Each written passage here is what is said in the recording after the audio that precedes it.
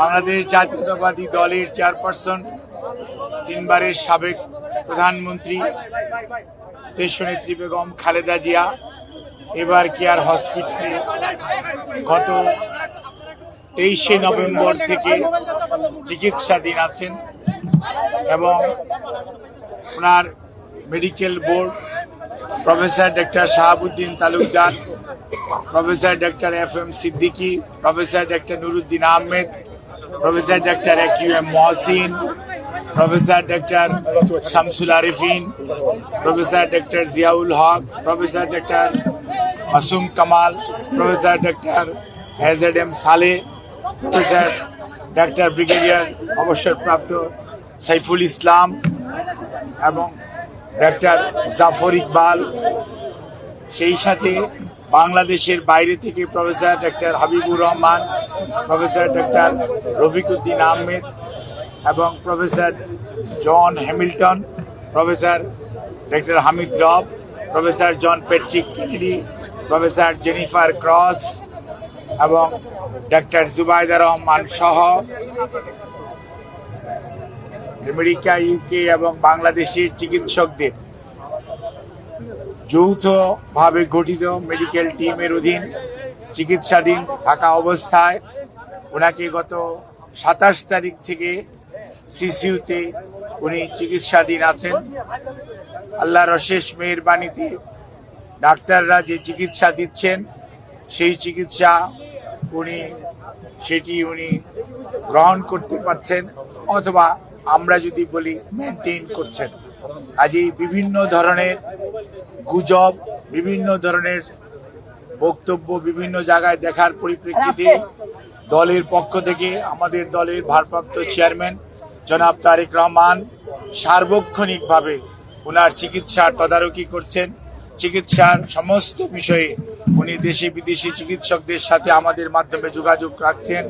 দলের মহাসচিব এবং দলের স্থায়ী কমিটির সদস্য সহ সারা দেশের মানুষের ন্যায় প্রধান উপদেষ্টা পরিষদের সদস্য এবং বাংলাদেশ অন্তর্বর্তীকালীন সরকার সার্বক্ষণিকভাবে ওনার চিকিৎসার ব্যাপারে যথাযথ সহযোগিতা এই হাসপাতালের চিকিৎসক, নার্স এবং সকল কর্তৃপক্ষকে দিয়ে যাচ্ছেন এবং আমরা অত্যন্ত কৃতজ্ঞ।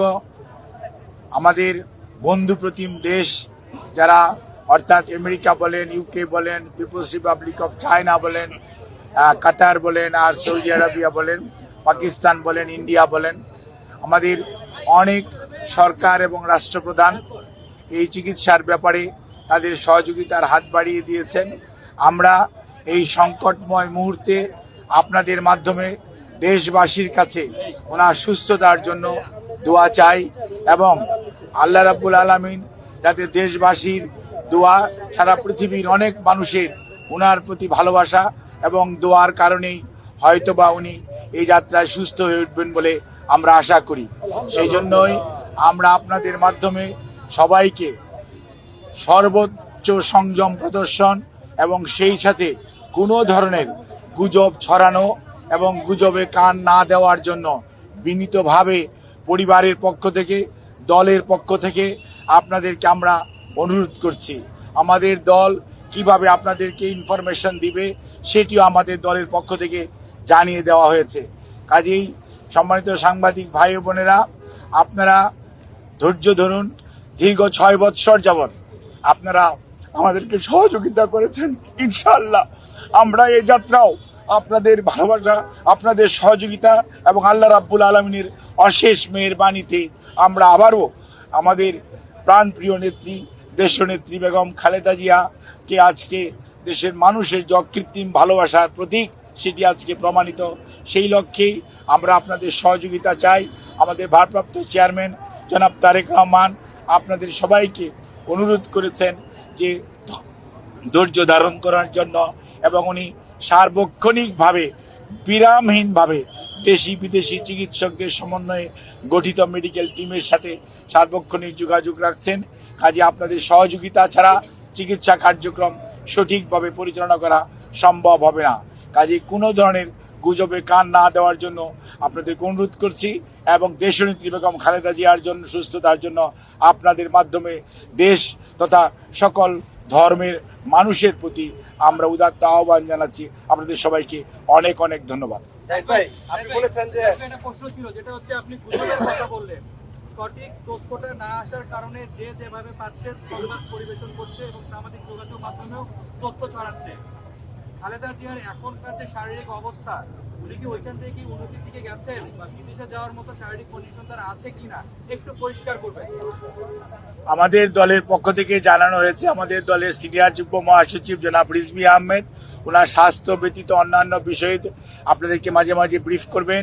আর আমি doctor AZ M Zahid Hossain, দলের একজন কর্মী, আমি আপনাদেরকে ওনার স্বাস্থ্য নিয়ে ব্রিফ করব। এর বাইরে আপনারা অন্য কারো ব্রিফিং এর প্রতি কোনো ধরনের কান না দেওয়ার জন্য দল আপনাদেরকে অনুরোধ করেছে। আপনারা যদি এটা মানেন, ফলো করেন, তাহলে আর কোনো গুজবের ছড়ানোর সুযোগ থাকে না।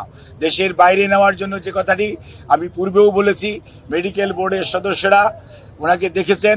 আজকেও ইউকে থেকে ওনাকে দেখার জন্য বিশেষজ্ঞ আসবেন এবং ওনারা দেখবেন। দেখার পরবর্তীতে ওনাকে যদি ট্রান্সফারেবল হয়, আমাদের যদি ট্রান্সফার করার প্রয়োজন পড়ে মেডিকেল বোর্ড মনে করে, তখনই ওনাকে সেই যথাযথ সময়ে ওনাকে চিকিৎসার জন্য দেশের বাইরে নিয়ে যাওয়া হবে। আমাদের সকল প্রস্তুতি আছে, কিন্তু সর্বোচ্চটা মনে রাখতে হবে যে রোগীর বর্তমান অবস্থা এবং সর্বোপরি মেডিকেল বোর্ডের পরামর্শের বাইরে কোনো কিছু করার সুযোগ এই মুহূর্তে আমাদের নেই। ধন্যবাদ।